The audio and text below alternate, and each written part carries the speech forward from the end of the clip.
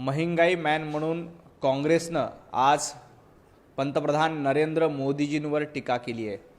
काँग्रेसला इतकंच सांगायचं आहे, पंतप्रधान नरेंद्र मोदीजी हे महंगाई मॅन नाहीत तर कॉमन मॅनचे नेते आहेत। सर्वसामान्य माणसांची काळजी करणं, सर्वसामान्य जनतेची काळजी करणं हे पंतप्रधान नरेंद्र मोदीजींचं काम आहे।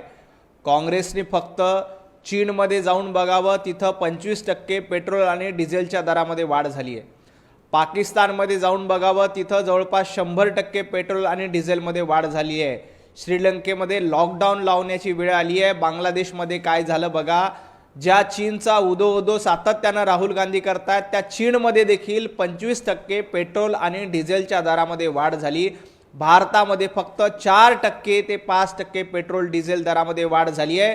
त्यामुळे पंतप्रधान नरेंद्र मोदीजी हे महंगाई मॅन नाहीत तर कॉमन मॅनचे नेते आहेत। सर्वसामान्य नागरिकांचा विचार करणारे नेते कोण असतील तर पंतप्रधान नरेंद्र मोदीजी आहेत। आणि काँग्रेसला त्याही काळाची आठवण करून द्यायची आहे जेव्हा मनमोहन सिंग पंतप्रधान होते, तेव्हा 2004ला 40 रुपये लिटर पेट्रोल डिझेल होतं आणि जेव्हा मनमोहन सिंह पायउतार झाले तेव्हा जवळपास 85 ते 90 रुपये लिटर, म्हणजे दुपटीनं 40 रुपयापासून 85 रुपयापर्यंत पेट्रोल डिझेलची वाढ ही UPAच्या काळामध्ये झाली होती, मनमोहन सिंह पंतप्रधान असतानाच्या काळात झाली होती। त्यामुळे महागाईचा काळ कुठला होता तर काँग्रेसचा काळ होता आणि सर्वसामान्य नागरिकांची काळजी करणारा काळ कुठला आहे तर पंतप्रधान नरेंद्र मोदीजींच्या काळात आहे। हे देखील काँग्रेसनं लक्षात ठेवलं पाहिजे।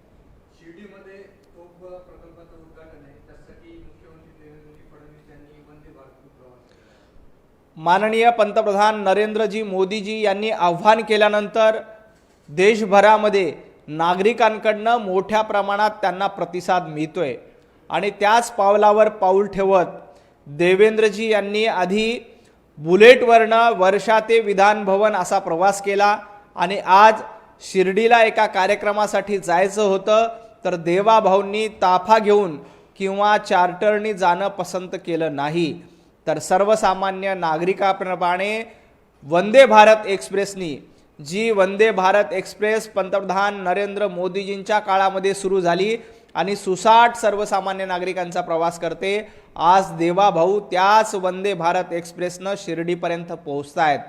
सर्वसामान्यांची काळजी करणं कशाला म्हणतात तर ते देवाभाऊंकडे बघा। काँग्रेसनं बुलेट प्रकरणावर टीका केली होती, पण काँग्रेसचा एक नेता ट्रेननी फिरतोय का? काँग्रेसचा एक नेता ताफा कमी करतोय का?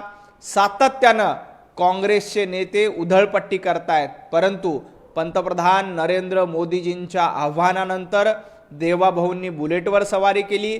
आज वंदे भारतमध्ये जाऊन सर्वसामान्य नागरिकांप्रमाणे प्रवास केला आणि पंतप्रधान नरेंद्र मोदीजींनी जे आव्हान केलं ते आव्हान फक्त उक्तीतून नाही तर कृतीतून पूर्ण करण्याचं काम देवाभाऊंनी केलेलं आहे।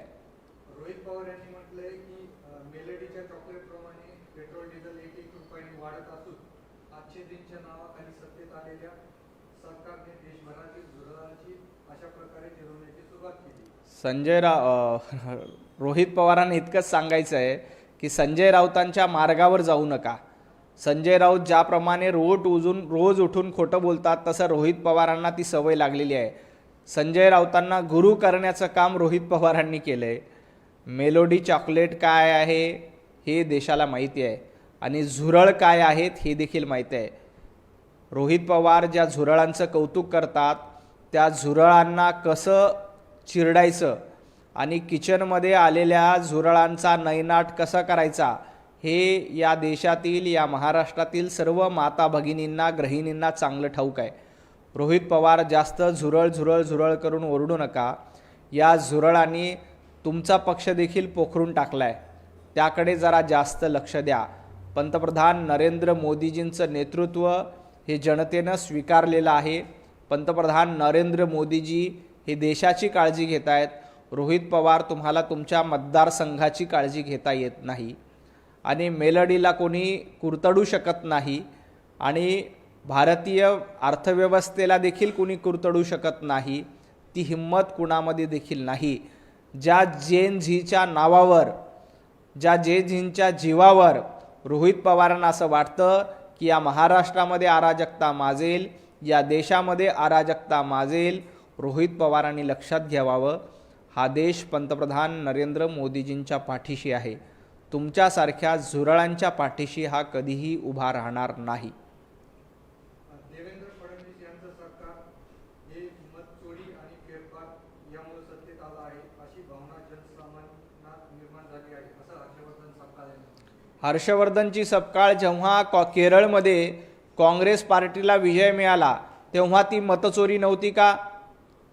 ज्या वेळेला कर्नाटकमध्ये तुम्ही जिंकलात तेव्हा मतचोरी नव्हती का?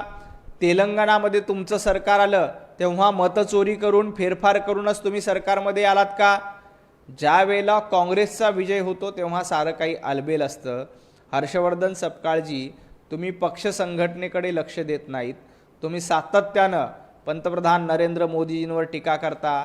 तुमचे नेते राहुल गांधी, देवेंद्रजींनी जसा उल्लेख केला हे रिजेक्टेड माल आहेत, त्याप्रमाणे हर्षवर्धन सपकाळ देखील महाराष्ट्रातले रिजेक्टेड नेते आहेत.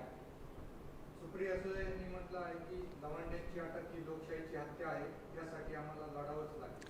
सुप्रियाताईंनी लोकशाहीच्या हत्येच्या गप्पाच करू नये, कारण सुप्रियाताईंना एकच आठवण करून द्यायची आहे, जेव्हा महाविकास आघाडीचं सरकार होतं तेव्हा कोविडच्या काळामध्ये पत्रकाराला धाराशिववरनं मुंबईमध्ये तुम्ही आणलं होतं.